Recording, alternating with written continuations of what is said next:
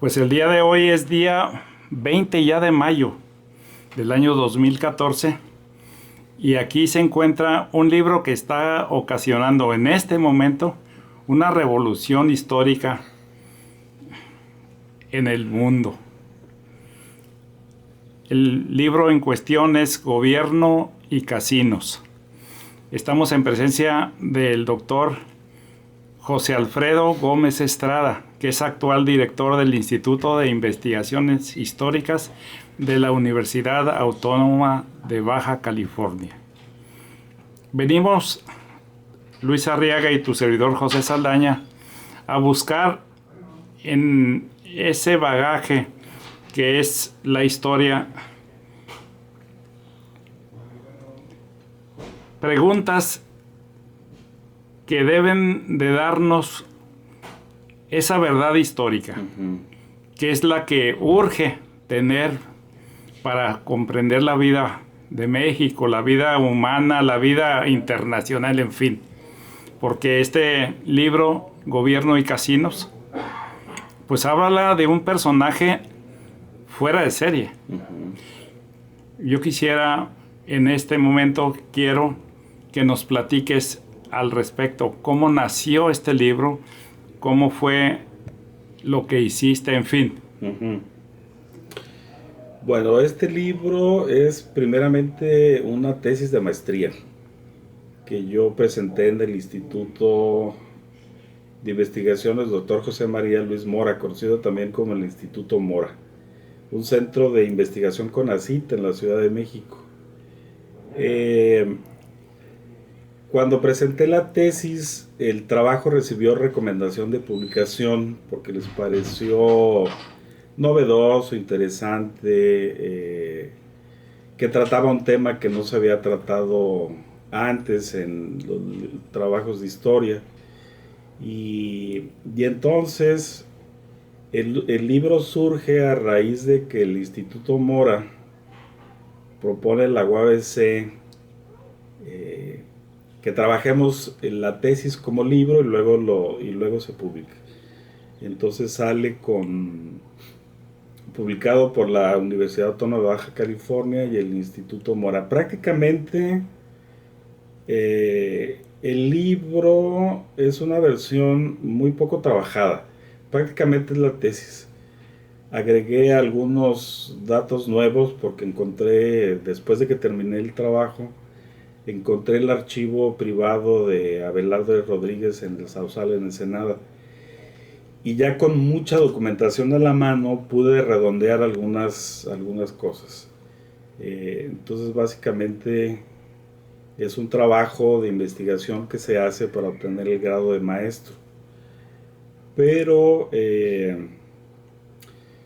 modestia aparte, el trabajo tiene el mérito de estar escrito de manera tal que lo puede leer cualquier persona, no nada más los historiadores. Y eso ha hecho que tenga buena aceptación. Se han hecho 2 ediciones, una salió en 2002 y la otra salió en 2007. Entonces, pero bueno, los libros de historia Tardan. Sí, circulan un poco lentamente, ¿no? Más si se trata de editoriales académicas, como son el Instituto Mora o la UABC. Pero sí ha tenido distribución y es conocido por los colegas, por los historiadores que hacen investigación histórica. ¿Cómo llegas tú a encontrar? Estás en proceso de educativo personal. Eres licenciado, quieres tener maestría y dices, voy a trabajar, voy a escribir sobre esto. ¿Cómo llega Abelardo Rodríguez? ¿Cómo llegué al tema? Exacto. Ajá. Pues en realidad yo iba a hacer como tesis de maestría un trabajo sobre la pesca en Ensenada, sobre un empresario pesquero que también fue gobernador del Distrito Norte de la Baja California, Luis M. Salazar. Pero resultó que no tenía suficiente información para hacer la tesis. Al menos eso parecía. Y me quedé sin tema. el primer semestre, que era, pues, tenía que avanzar bastante, me quedé sin tema. Y recuerdo que en una ocasión me encontré a la maestra que nos daba el seminario de tesis. Me dice, ¿qué andas batallando tú con buscando temas? Y pues ahí tienes a Abelardo de Rodríguez, que también estuvo en la pesca y que se enriqueció y que dice, deberías de estudiarlo y que andas buscando temas, ¿no? Entonces yo dije, bueno, pues sí, pero Abelardo Rodríguez, pues yo no sabía No sabía. prácticamente nada de él, ¿no? Se me ocurrió luego hacer un trabajo de tesis sobre los gobernadores de los 20 que se habían enriquecido gracias a la ley seca, ¿no? Al auge de bares y de estos negocios que estuvieron prohibidos en Estados Unidos en los 20. Y con esa intención empecé a hacer investigación de nuevo, empezar de cero. Ya llevamos semestre perdido, por cierto. Y me vine a hacer trabajo de archivo al archivo de notarías en Mexicali. Porque, pues si uno va a demostrar que alguien se hizo rico, los libros de notarios son la fuente principal, ¿no? Ahí es donde están todas las transacciones, formación de sociedades, los capitales invertidos, quién se asoció con quién aportó qué. Y los otros gobernadores que yo tenía en la mira no aparecieron jamás en los libros de notarios. Abelardo L. Rodríguez se apareció y apareció Esteban Cantú. Abelardo L. Rodríguez con más registros, ¿no? En el archivo. Paralelamente estuve leyendo lo que se había escrito sobre él y sobre su fortuna. Hasta los 80 se había escrito. Digamos que lo último que se había escrito sobre él era en los 80.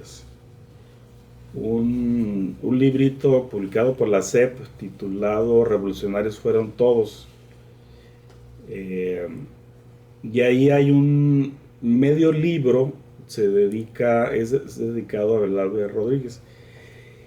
Y el autor, que se llama Mario Ramírez Rancaño, habla con base en la prensa, en algunos testimonios de gente que vivió en el periodo de Rodríguez, de cómo se hizo rico y que si la fortuna tenía que ver con la prostitución y con el tráfico de esto y con aquello.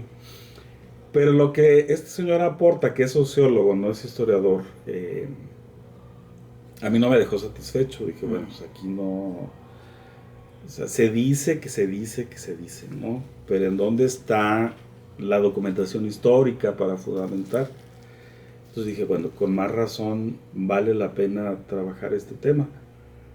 Entonces ya cuando me vengo a Mexicali y encuentro toda esta información de notarías, digo, ya puedo fundamentar yo cosas, ¿verdad? Se había escrito antes aquí en Baja California, en Panorama Histórico de Baja California, sobre el periodo de Cantú y el periodo de Rodríguez.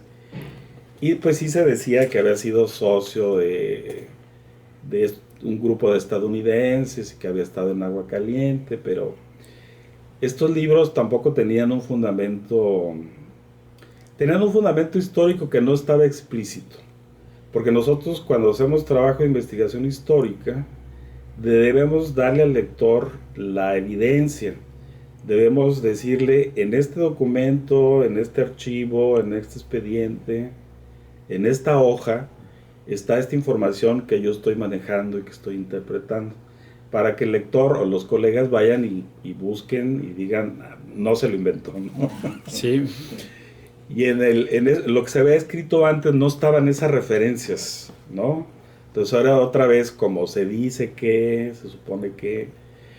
Y claro, había gente que había vivido en la época o les había llegado información de parte de los padres, de los abuelos, de esta fama de Abelardo Rodríguez, ¿no? Pero entonces yo creo que no había antes nada fundamentado históricamente y a detalle, porque sí había habido otros trabajitos, pero a detalle profundizando en el tema, ¿no? Y pues ya cuando vi que no estaban los otros gobernadores, dije, pues me quedo con Cantú y con Abelardo Rodríguez, ¿no? Y uno como antecedente del otro, porque siguen trayectorias muy parecidas. Se relacionan con los estadounidenses, permiten el funcionamiento de determinados negocios, intervienen directamente en algunas empresas, acumulan cierto capital. Y yo digo en este libro que en parte Abelardo Rodríguez ya había visto el camino que había recorrido Cantú. Y los mismos sonorenses, don Plutarco Elías Calles, Álvaro de Obregón, sabían que había una mina de oro en Tijuana y en Mexicali debido al auge de estos negocios. Y obviamente Cantú, que se les puso rejego y que lo tuvieron que echar, pues les estaba estorbando, ¿no? Pero luego hay unas campañas ahí que de limpia, de moralización y que vamos a hacer esto y vamos a hacer lo otro. No hicieron nunca esa famosa limpia, hicieron intentos, ¿no? La verdad de las cosas es que, sobre todo los casinos, pagaron una cantidad impresionante de dinero como impuestos. Y esos impuestos los requerían para sacar a flote las finanzas públicas aquí, pero también para respaldar ciertas acciones militares en el centro del país. En el 23 se levanta la rebelión de Adolfo de la Huerta, y la verdad de las cosas es que el gobierno federal se está reconstruyendo. Hay muchos levantamientos en el país en el periodo de Obregón y no hay suficiente dinero. Entonces no van a patear la gallina de los huevos de oro, ¿no? Permiten que los casinos sigan funcionando acá, y Abelardo Rodríguez es encargado él de pues otorgar concesiones, de vigilar que se cumplan y de establecer las relaciones del gobierno con los estadounidenses, un grupo de 5 hombres de negocios que habían estado antes en prostitución, en casinos, en espectáculos deportivos, ¿no?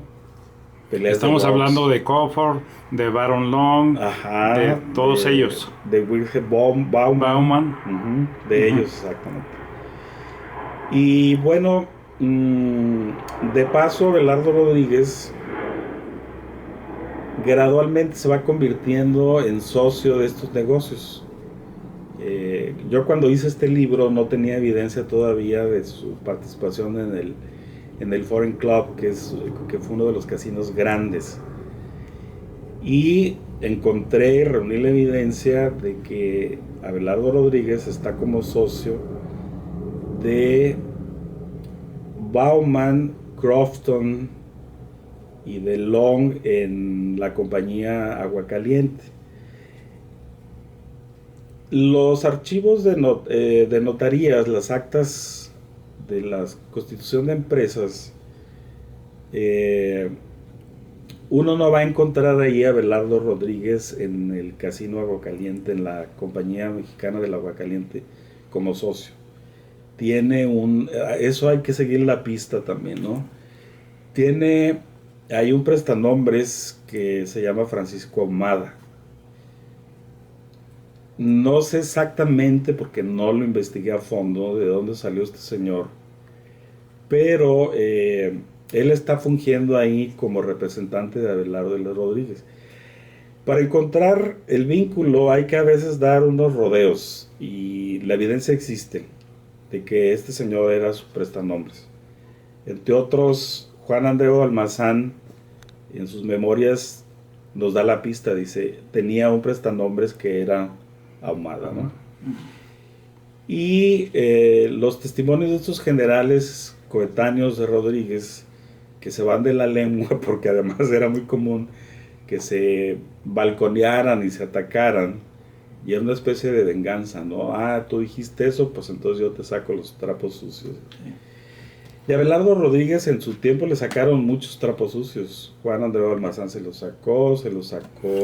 Carlos Trejo Ledo de Tejada tuvo un enfrentamiento también contra ellos. Carlos Trejo Lerdo de Tejada. Sí, es bastante probable que sí. Mire, Carlos Trejo Lerdo de Tejada era agente de Pascual Ortiz Rubio. Pascual Ortiz Rubio recibió ayuda de Abelardo L. Rodríguez, ayuda muy fuerte para su campaña política. Y Abelardo L. Rodríguez esperaba que el nuevo presidente, le permitiera seguir haciendo tranquilamente sus negocios en Baja California, que no se metieran con él. Y Rodríguez y Plutarco Elías Calles hacen lo posible por dejar en el gobierno al general José María Tapia, que era muy amigo de Abelardo Rodríguez y protegido de don Plutarco. Y Pascual Ortiz Rubio accede a que se quede en el gobierno. Pero tiempo después, muy poco después, le comienzan a hacer la vida de tablitas, mientras Abelardo Rodríguez está en Europa de viaje, en un viaje muy largo, de meses. Y Carlos Trejo Lerdo de Tejada es gente de Pascual Ortiz Rubio. Por eso toma la presidencia en esa época. Digo, la gobernatura. Sí, por eso viene un gobernador antes, que era este señor... mi memoria, por eso me voy a retirar a tiempo, porque he estado dando una clase y la memoria. Bernal. Ya me acordé del apellido, ahorita me voy a acordar del nombre. Se apellida Bernal. Es un general michoacano que tiene nexos con el secretario de guerra, Joaquín Amaro. Juan Bernal. No es Juan Bernal. No. Y viene él de gobernador poquito después de Tapia, que va a mexicanizar el Distrito Norte porque había muchos gringos, que todos los estaban en inglés. Ahí sale esa frase, ¿no? Ahí sale que hay esa que frase. mexicanizar a Baja California. Hay que mexicanizar Baja California. Lo cierto es que la gente de Pascual Ortiz Rubio, Bernal incluido, están sobre los puestos que dejan dinero. Y el Distrito Norte de la Baja California es un verdadero botín. Entonces ellos quieren llegar aquí. Y llegan, ¿no? Pero bueno, esa es otra historia. Después continué esta investigación en mi tesis de doctorado con otro libro que salió con el título, también por la UABC y el Mora, con el título de Lealtades Divididas, Camarillas y Poder en México. Ahí relato cómo se pelean y se meten zancadillas y se ayudan en sus carreras políticas como grupos, ¿verdad? Entonces, Rodríguez, en efecto, logra acumular una fortuna considerable, incalculable, gracias principalmente a los casinos, al Foreign Club y al Agua Caliente. Dinero que comienza a invertir en empresas productivas, en la pesca, invierte también en petróleo, buscan petróleo en Baja California, no encuentran, invierte en minería, en algunas empresas de vino y hielo en Mexicali, y a la par se va convirtiendo en un hombre, como tiene mucho dinero, que está en el centro de grupos empresariales locales que están empujando otro tipo de economía, tenemos que reconocerlo. A la par va construyendo, va teniendo esa parte productiva. Dicen que hay que escribir un libro. Ya salió. Se llama Gobiernos y Casinos. Gobierno y Casinos. Uh-huh. Y resulta que en este momento, 2014, hay una revolución en la televisión y consecuencia de eso es el libro. De ahí nace una serie en el History Channel y yo quiero que me des tu punto de vista de esa trascendencia, si es sorpresa para ti. En fin, es como, estás hablando casinos, como si le hubieras pegado al gordo. O en los caballos te hubieras ganado el Fight 10. En fin, es exactamente eso. Hiciste un libro y eres famoso. Extraordinariamente famoso. Pues no creo que tan famoso. Mire, el libro salió primero en 2002. Se imprimieron 500 ejemplares. Y la representante de la UABC, de Iri Halva, le dijo a la gente del Instituto Mora que eran muy pocos ejemplares, que se iba a pedir, ¿no? Por el tema, por cómo lo abordo, por cómo documento, tuvo muy buena aceptación. Se hizo un segundo tiraje en 2007 de 1000 ejemplares. Y entonces se distribuye aquí en la UABC y se distribuye en la Ciudad de México. No sé si ya se acabaron esa segunda edición. Yo creo que no. Como decía, los libros se mueven poco. Para mí fue muy grato desde el inicio ver la aceptación que había tenido el libro. Y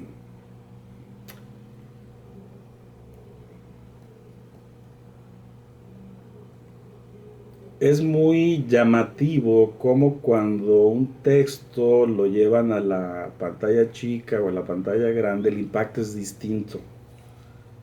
Sí sorprende, ¿no? Y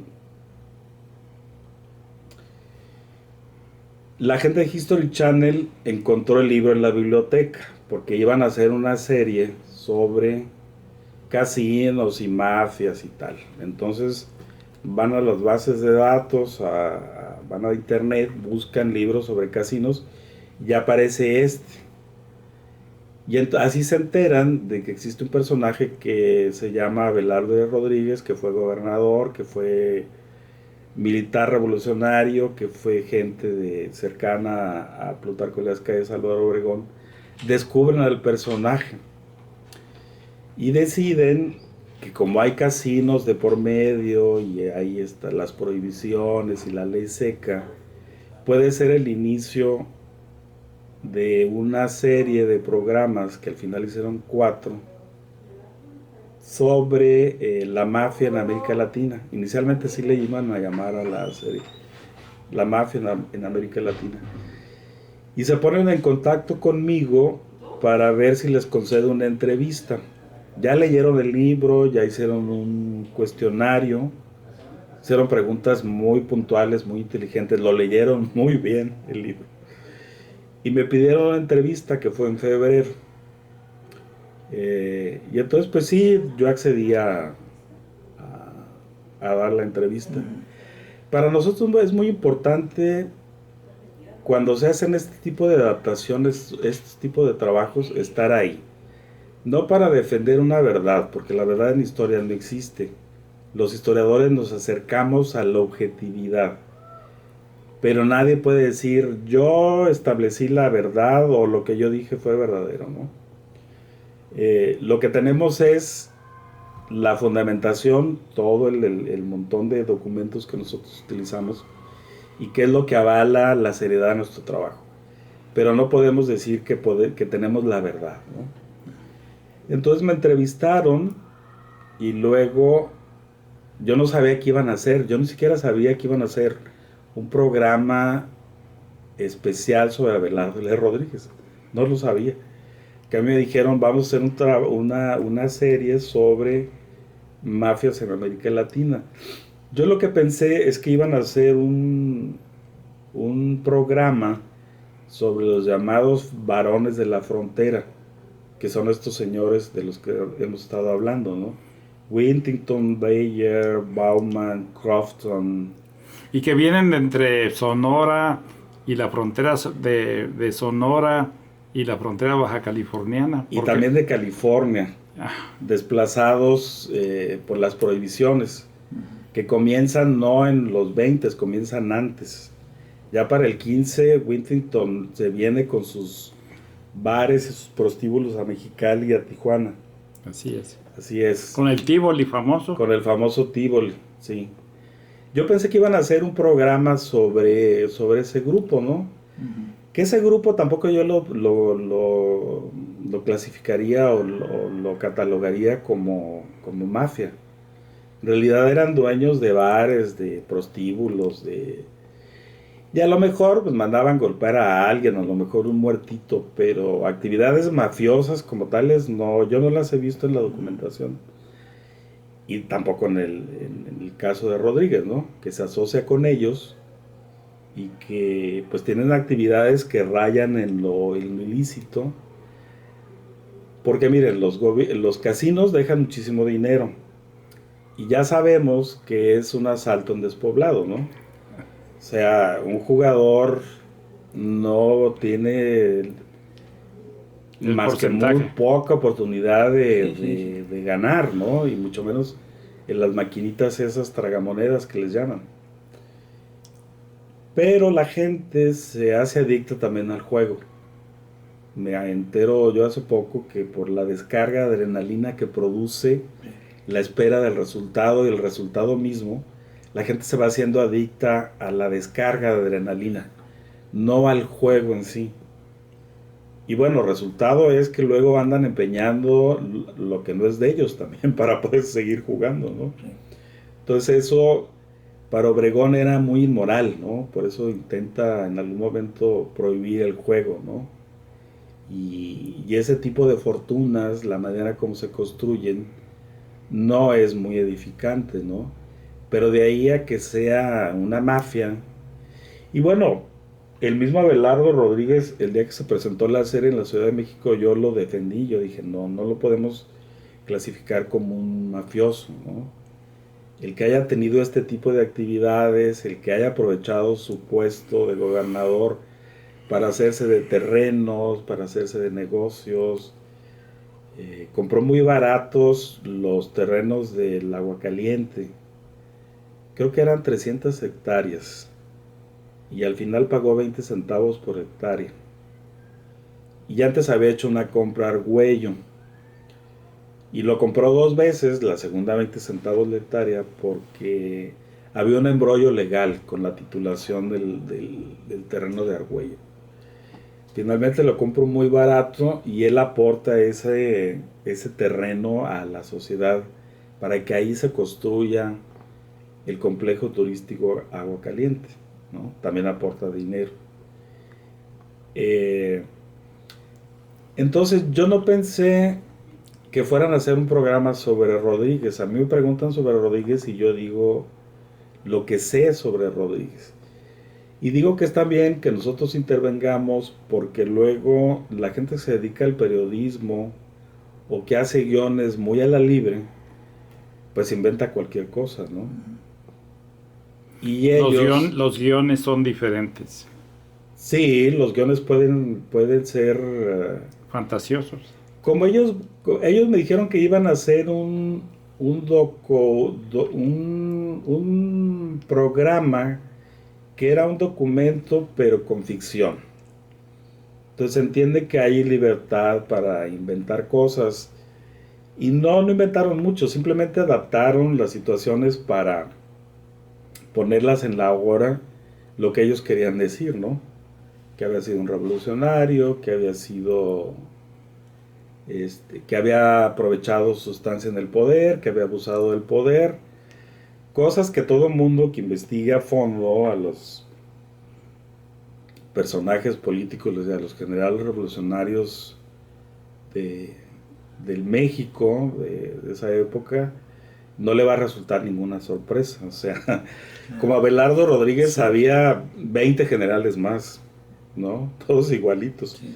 Había un general, Marcelo Carabeo, que fíjense lo que hizo, nomás para que vean que... Para hacer Abelardo, la comparación. Sí, sí, para ponerlo en contexto, ¿no? Este general en Chihuahua le pidió a una empresa japonesa que estaba explotando una mina de